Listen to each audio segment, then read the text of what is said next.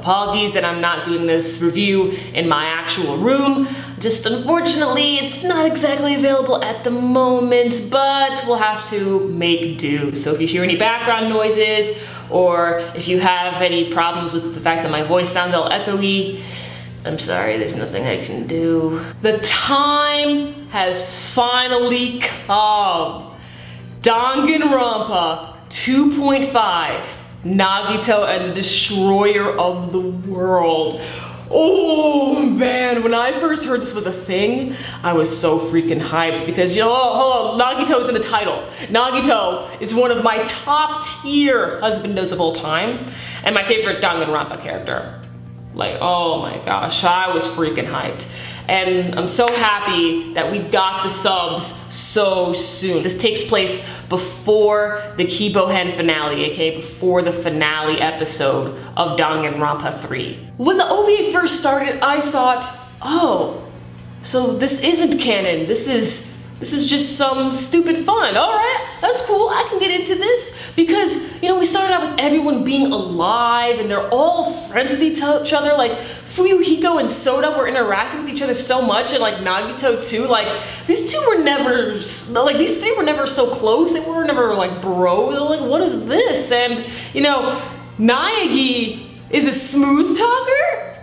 The fuck? What was that? Naegi was a smooth talker. I was like, what is this? Like, you be picking up the ladies. What? Wow, okay. And we also saw, you know, the Warriors of Hope. They were there as well. And for a bit, we get to learn more about this new alternate universe and how Nagito doesn't like talent. He despises it. And if given the chance, he wishes to destroy it. And I was like, what? Like, when I heard that, I knew that this was definitely like an alternate universe. This is not canon or anything. Like, this is just something for stupid fun or whatever. So I was like, huh, this is weird to hear Nagito say this. And Nagito has like the worst of luck. And he's just all like, oh, I think that my terrible luck is just so that all the good luck can spread to everybody else. And what do you know? Soda actually got a date with Sonia. When I heard that, I thought that was just a joke. I thought that maybe Soda misheard Sonia. But nope, they legit had a date. She said yes. They went to a cafe. They took a selfie together. Sonia seemed happy. And I was like, what in the actual fuck? Like, that shocked me so much. You Sonia fans, you must have had a ball with this OVA. Well, up until she died, but you must have had a ball with this OVA because Sonia had so much more screen time and became a badass because this girl had a freaking bazooka.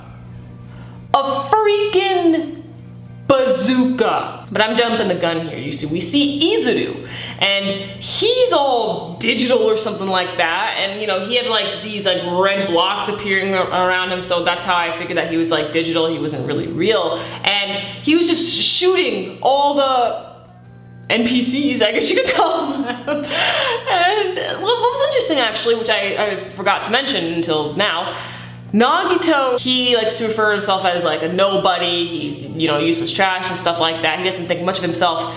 And in the OVA, they showed him as one of the side characters. They made him, you know, a transparent blue. I was like, oh, why didn't they do this in the series? Like that would have been pretty cool, but it made a lot of sense, which I liked. But anyway, going back to what I was talking about with Izuru, he called himself the World Destroyer, and it didn't matter who he killed as long as it was one of Nagito's friends. So the World Destroyer kills Soda, and I was like, finally! Okay, sorry, I know I triggered a bunch of Soda fans, although I'm not really sorry. But anyway, Sonia, Fuyuhiko, and Peko go at it to find who murdered Soda. And Sonia puts on this epic getup. Like, for a second, I thought that maybe this was Mukuro in disguise, because, you know, Mukuro, she's the ultimate soldier, you know? So I was just like, what is this?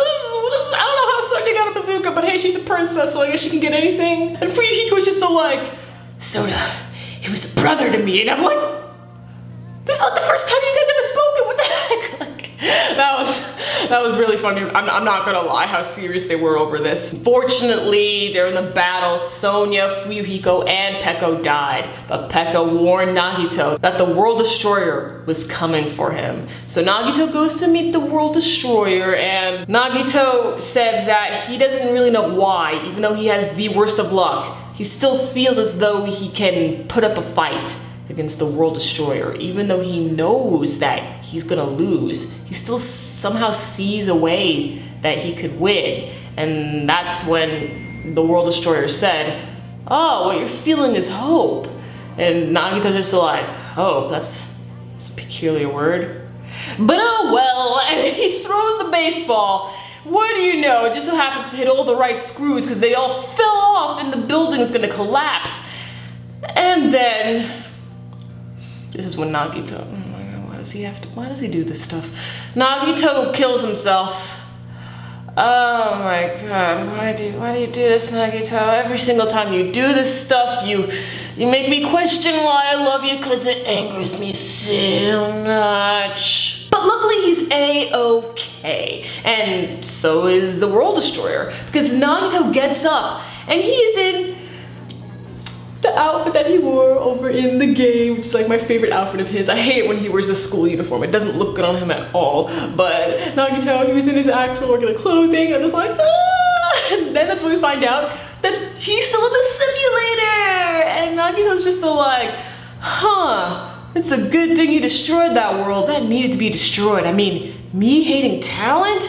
That's not me at all. And I'm like, oh, you're back. That was just such a glorious moment. Like, thank you, World Destroyer, or Alter Ego, which is what this person was. Hajime, or Izuru, whatever you want to call him. I'll be calling him Hajime, even though, you know, both Izuru and Hajime are both inside the body, but you know. Hajime made Alter Ego to wake up Nagito, because when Nagito killed himself over, you know, the game in Super Danganronpa 2, when Nagito killed himself, he went through some sort of shock, you could say. And his psyche, his mind, was unstable and created a whole nother simulator and a whole nother world where everyone was alive, everyone was, you know, friends, and the fact that Nagito wanted talent to be destroyed, like he created this whole alternate universe. And now he has woken up with everybody else and they're heading towards the island, and then that's where we go to Kibohen, or you know, the finale episode of Danganronpa 3. Such an entertaining episode. I loved it so much, and I'm so glad that it's canon. Oh, am I happy that it's canon. Fangasms all over the place, fangasms. That was just fantastic. Well guys, that's all the Danganronpa content I'll be bringing you for a while, because I'm not going to be playing the Japanese version of Danganronpa V3. I'm going to be waiting for the translated version of V3 to come out, and then watch Let's Plays of it. And then probably I will review each chapter, because you know that's how the game's set up, by chapters. So I'll probably do that. Most likely, we'll have to see. But let me know your thoughts on this amazing OVA. And unless if you're a Nagito hater, then you guys probably hated this. But anyway, I think we'll end this video right here. Catch me later as I live react to Yaomushi Pedal New Generation. I'm your female otaku, sayonara.